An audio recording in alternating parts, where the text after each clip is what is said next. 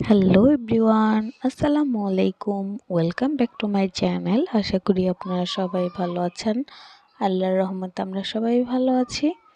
আজকে সকাল থেকে প্রচুর বৃষ্টি হইতেছিল, তো বলতেছিলাম যে দুপুরে খিচুড়ি রান্না করলে কেমন হয়। তো সেই কথা বলার সাথে সাথে হয়ে গেল খিচুড়ি রান্না। তো এইদিকে আম্মু নাড়া দিতেছিল, আমি একটু ভিডিও করতেছিলাম। আমার ছেলে এখানে মোবাইল দেখতেছিল পাঞ্জাবি আর পায়জামা পরে, উনি নাকি নামাজে যাবে। তো আম্মু খিচুড়ি হয়ে যাওয়ার পর আম্মু ওনাকে খাওয়াই দিতেছিল। নাতি আর নানুর কি ভালোবাসা দেখুন। আসলে তার পাশে তার নানু থাকলে তার মাকে তার বাবাকে উনি কিছুই চেনে না। তো আম্মুর ফোন দেখতেছিল আর খাইতেছিল। আর এইদিকে বাইরের আবহাওয়াটা দেখুন, মেঘলা মেঘলা।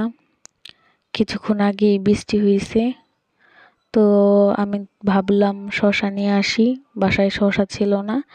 তো দুপুর টাইম সব দোকান বন্ধ, তো এই দোকানটা খোলা ছিল। শসাটাও তেমন ভালো ছিল না, তো অল্প নিলাম। আর বাসার সামনে আম বিক্রি করতেছিল, তো এখন আমি খাবো।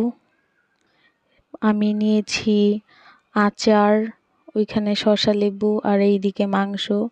তো এখন জমিয়ে খাবো। আর এই আচারটা ডাল দিয়ে আর খিচুড়ি দিয়ে খেতে অনেক ভালো লাগে। এই আচারটা আমার আম্মু তৈরি করেছে। তো এখানে আমি মাংস আর আচার নিয়ে খেয়ে নিলাম।